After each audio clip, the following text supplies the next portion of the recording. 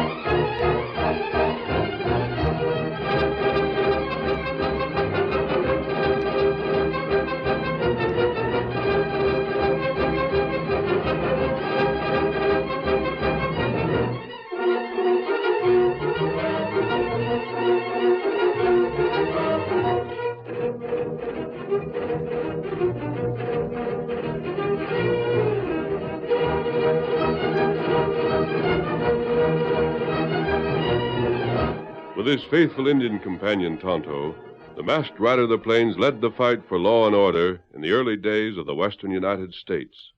Whenever men gathered around the campfire, stories were told of his strength and courage, his daring and resourcefulness. And these stories have come down to us through the generations. Nowhere in the pages of history can one find a greater champion of justice. Return with us now to those thrilling days when the West was young. From out of the past come the thundering hoofbeats of the great horse Silver. The Lone Ranger rides again. Come on, Silver! We're heading for the hills. Town is waiting for us. Hi-Yo Silver, away!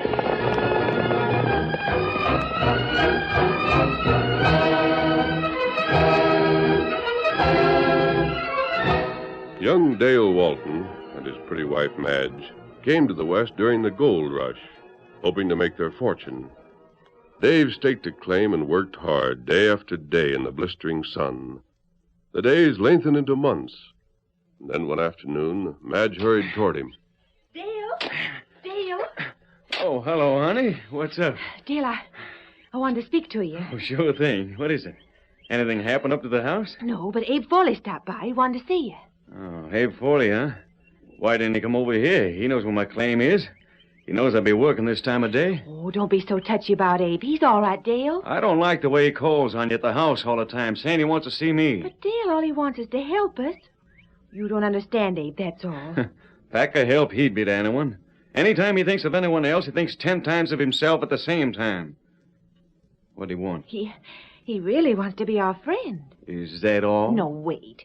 He has a claim, Dale. A good one. It's right on top of the ground, and the ores proved to be all right. Why doesn't he work it, then? He is working it. He showed me the safe in the office, and it's 100 times as good as yours. Well, that's all right. That's just on the surface. This here claim will be worth thousands when I get down to where the mother lode is. Maybe so, but we'll start first. What's Abe's scheme? He wants to swap his claim for yours. Oh, he does he? Now, Dale, he admits that maybe when your claim is worked down a long way, it'll be better than his. But his has the gold ore where it can be mined right now. And he's willing to take the chance on yours for the sure thing there is in his. Madge, I wouldn't trust that scheming coyote any further than I could throw our shack. Well, I'm not going to starve to death if there's no call for it. I'm tired of sleeping on that straw tick and eating beans and beef 3 times a day because we can't afford nothing else. I'm tired of it, I tell you. And if you love me, you'll start to think about me. Oh, now, Madge. I don't care. I've been waiting 3 months now for you to... Oh, I know, hon, but it takes time. If I had a lot of cash to hire men and machinery, it'd be different, but doing it by myself this way, it takes time. I'll be getting to the pay dirt soon, hon. Well, if you're going on like you've been doing, you'll get to it without me. What do you mean? If there wasn't anything else you could do, Dale, I'd make the best of it. But here, when you can get the things we need right off and get a good claim for this. Well, Madge, this claim is good. It ain't showed nothing yet in the safe. Oh, not yet, but right over there's the Rainbow Mine, and down here on the other side is the Bonanza. They're both good paying mines. The load that's in them runs through my claim. I can't help but hit it soon. Abe Foley will be at the Gold Pot Cafe this evening, Dale. He said he'd have Judge Withers there with him so you could make the deal if you wanted to. You can do just what you please. Oh, but Madge. It's either me or this mine, Dale. You can decide which it's to be before this evening.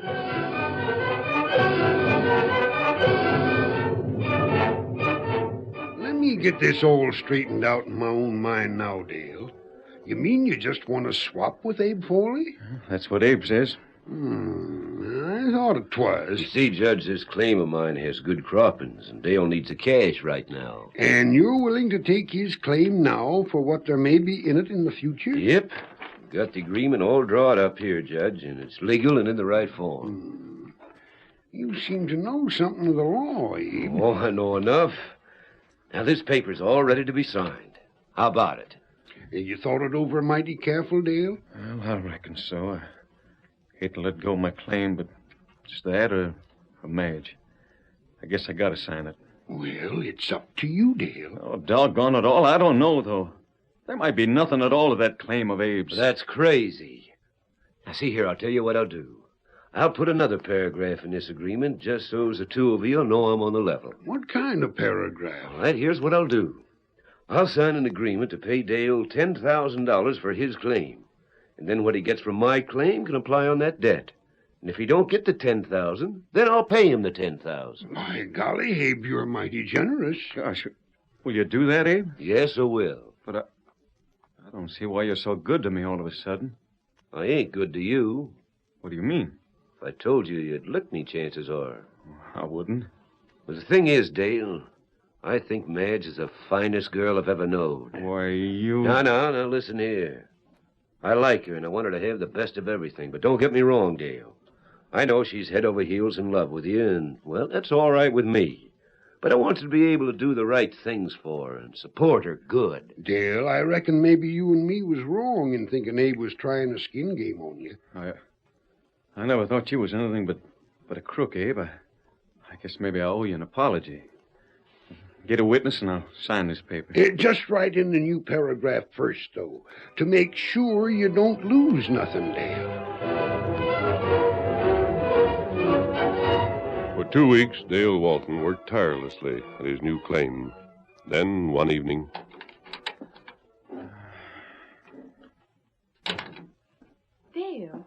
Dale, what's the matter? Done up, Madge. Finished. But what for? It isn't such a hard trip to town, is it? Did you get the things I wanted? No, I didn't get none of them. Why not? We're broke. Broke? Madge, that mine I got from Abe. It's no good. There ain't even a dime in a ton of ore. What do you mean? Here. As you say. It's no good. Worthless. Not even good for planting green stuff. You hear? We're finished. You mean there's no gold in it? Gold? That's a laugh. Come in. I thought you'd be at home. Oh, it's Judge Withers. Come in, Judge. I was aiming to. Howdy, Dale. Oh, hello, Judge. I heard what you learned over at the assay office, Dale. I'm downright sorry to hear it. Abe Foley swindled me, Judge. That claim of his is worthless. Yep. But they say he showed us that it was... I figured out what he done as far as that goes. He just took and filled a buckshot cartridge with gold and fired it into the ground. Then he took that dirt and had it assayed. Oh. The assay showed that a ton of that would be worth plenty, if all the dirt in the ton shows the same percentage of gold that the sample does. But the fact of it is, there ain't no real gold in that ground at all. Just what Abe fired into it. But he said he'd pay us $10,000. Maybe he can say all he wants, and the paper's there to back it. But I'm afraid he ain't going to get that money. Why not? The point is, a man can't pay what he ain't got. He hasn't got any money? Nope. Just enough to get along on for himself. He can't pay you nothing. You might as well face the facts. I was afraid all along he was a crook. Well, I got a little cash saved up, and I'd like to see you folks get your money back. We can't borrow money from anyone. We might never be able to pay it back. Tain't that, Madge. I live all alone, and I get lonesome for folks to talk to. Now, I got a hankering to live here with you and pay for my keep. That'll help you hang on, won't it? Well, that'd be right fine of you, Judge. Why, I don't know how we'll ever thank you. You've been so good to us already. Tut. Now, as far as Abe goes, he ain't started working that claim you traded him, has he? Not so as anyone could see. Well, we'll just set tight till he does. Then we'll take the first $10,000 he gets.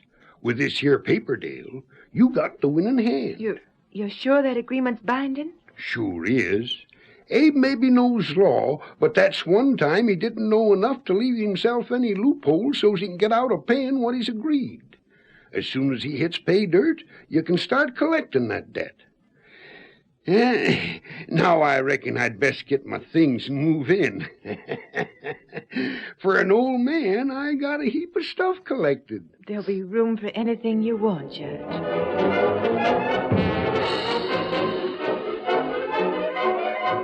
For nearly 2 years, the old judge lived with Dale and Madge, while Abe Forley seemed to make no further progress toward striking the mother lode. He spent most of his time in a small garden, where he grew enough to keep him, and he did no more work on the mine than was necessary to hold it in accordance with the law. Then one day 2 strangers arrived in the small mining town, an Indian and a tall, broad-shouldered man whose appearance would lead one to believe he was a miner. We'll go to the cafe first, Tonto. I'd like to find out more about Dale and Madge Walton. Is my disguise all right? It plenty good. Them not know you. Good. What matter in town? What do you mean? Plenty horses, plenty people in street. Yes, that is unusual. Maybe new mine, huh? I don't think so.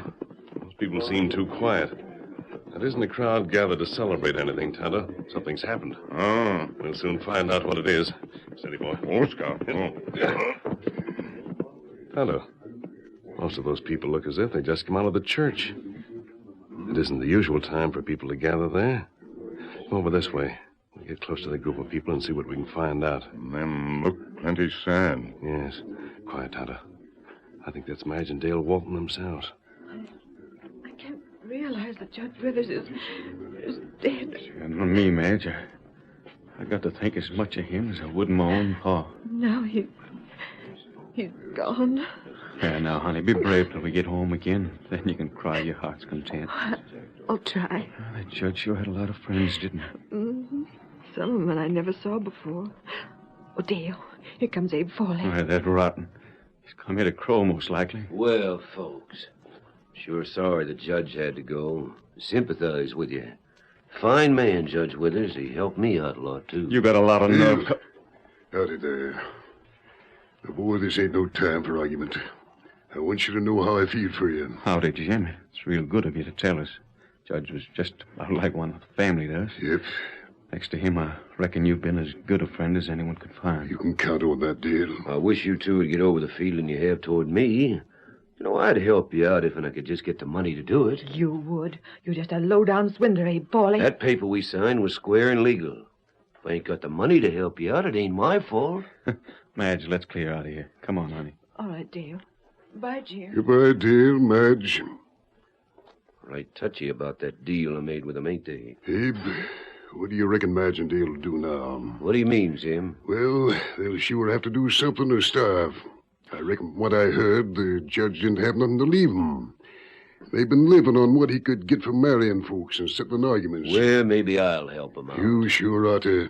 It was a pretty bad deal you give Dale, swapping claims with him. How come you don't work it more, Abe? I reckon that's my business. Well, you can't stall forever. That contract is plenty legal. You owe Dale and Madge $10,000. At times it seems to me, Abe, you'd rather starve yourself than pay an honest debt. I'm going below on this thing. Yep, I know it. And as a new judge around here, Abe, I'm promising you one thing. I'm going to do everything I can to find some way to make you pay. You may be the new judge, but if you know your law, you'll know I'm within my rights. It's my own business to work that mine when I feel like it. And if I don't want to work it, that's my business, too. The curtain falls on the first act of our Lone Ranger story. Before the next exciting scenes, Please permit us to pause for just a few moments.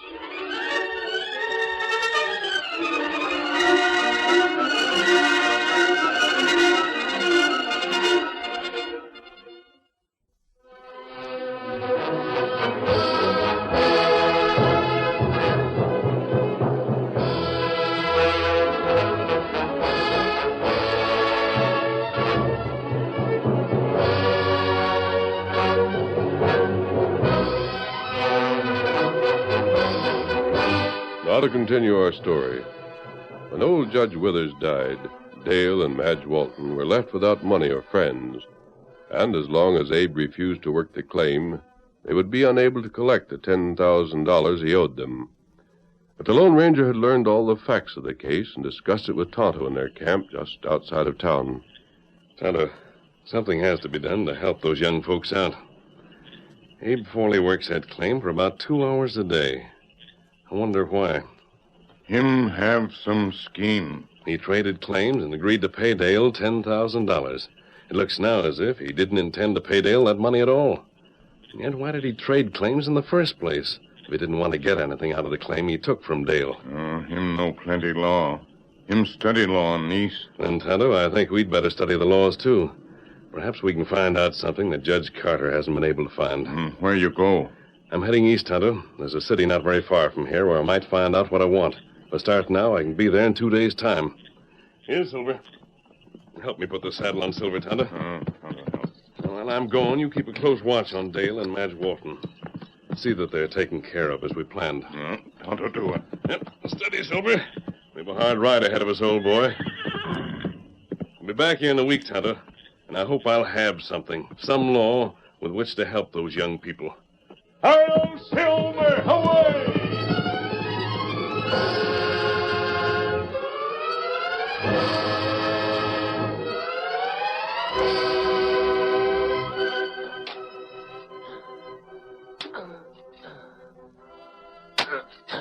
Abe. Oh, howdy, Dale. What's on your mind? How's your claim coming? Oh, just so-so. It ain't going so fast. I wish you'd hustle and get down to the pay dirt. Let me help you, won't you? I told you before, don't need no help, Dale. But the way you're going, you'll be years getting any pay dirt. And Madge is... Well, she's going without enough food. That's tough luck, Dale. Ain't there nothing you can do for us? Yep, one thing. What is it? Anything to help. You could sort of disappear. I could what? Disappear, vamoose.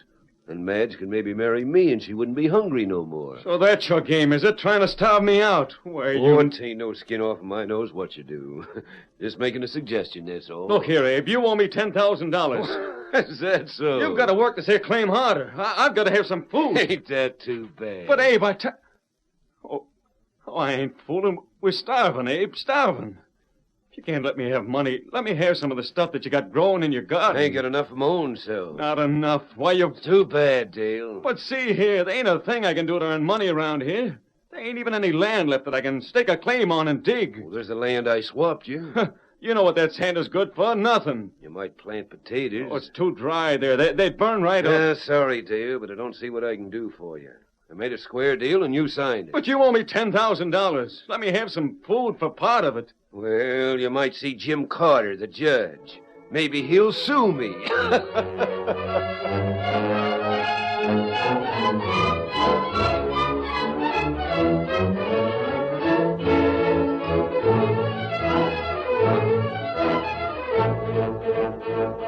So that's his scheme, is it? He wants to break you so you'll go away, and then he thinks I'll marry him.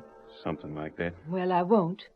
And I'll tell you right now, Dale, I'd a whole lot rather starve to death with you than have anything in the world without you.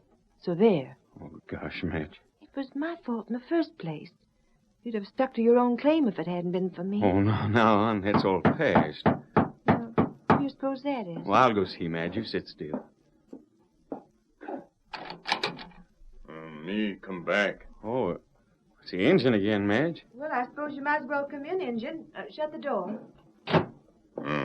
Me come. Thank you. I don't know what we can do for you this time, Injun. We're pretty near out of everything. That all right. Maybe you don't understand. We can't give you no more food, and much as we'd like to. You see, we're up against it ourselves now. We ain't even got grub for tomorrow. Me bring food. What's that? You help Tonto. Now Tonto help you. Here, sack. This sack. You mean Here, plenty food. food? Madge, look here. It's food. A sack full of grub. Madge, potatoes and meat and flour. Heavens. Not all for you. But Injun, where'd you get it? Are you sure it's honest food? You not worry how me get it. Madge, we're going to eat for a while anyhow. Look at what he's brought here. Where's he gone to? He must have slipped out the door. We've got to thank him. Open the door. Catch him. Get him up, Scout. Get him up. Dale, there he goes on that horse. Oh, doggone it. We didn't get to thank that Injun. We can't catch him now. Oh, well, come on, Dale. I'll make you some biscuits now, and we'll have one square meal if we never have another.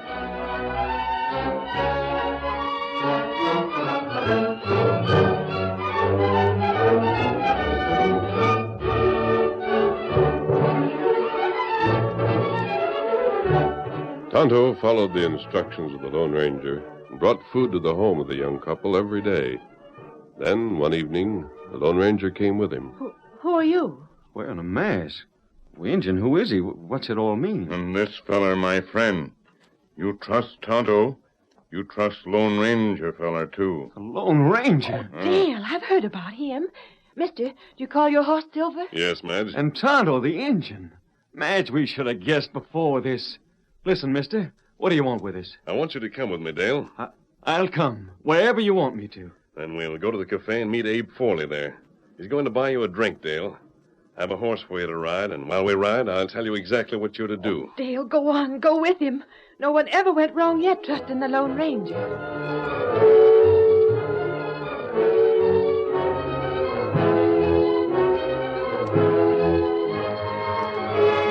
While the Lone Ranger rode with Dale to the cafe, he outlined a plan.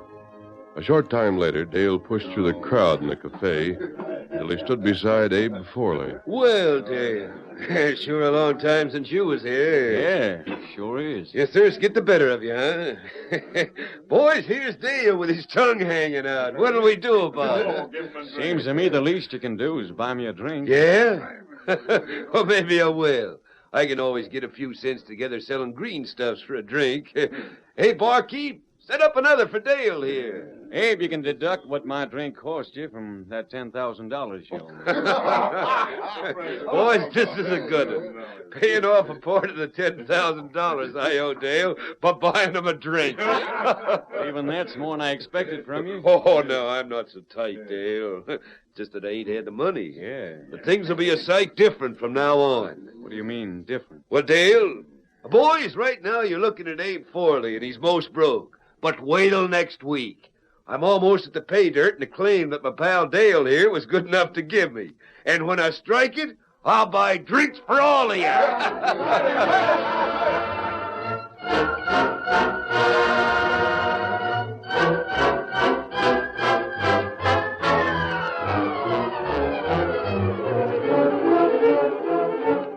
Two weeks later, Abe Forley struck the mother lode. Dale and Madge went to see him with Judge Jim Carter. Reckon you know what this here coal's about, don't you, Abe? Well, You owe us $10,000, we aim to collect. seems to me I do recollect something like that. Ain't that just too bad? Too bad. What do you mean? Just this, Dale. I still don't think I can pay you that debt. But you've got to. We got signed papers and everything. There ain't no way you can get out of it. No? How about it, Judge? That's just about right, Abe. Now that you struck the mother lode and got the money, you've got to pay what you agreed to. Look, here's the agreement. It's all witnessed and everything. So 'tis. So it is. In big cities, they sue men and make 'em pay what they owe if they've got the money. Yep. You said yourself, Jim, that if he had any cash, he could be made to pay. And now he's getting money fast. My money. Now, look here, Dale. I'm willing to be fair about this. And you will pay? Nope. But if you think you're in the right about this, why don't you hold a trial? Judge Carter here can decide for us in front of a jury for once and for all. How about it? Well, if you're going to argue about it, Abe, that's the only thing to do.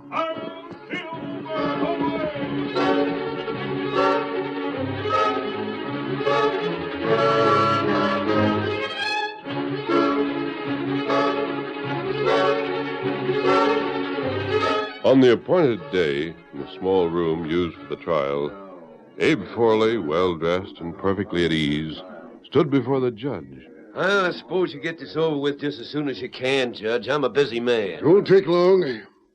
Dale here has a paper that's said to be signed by you.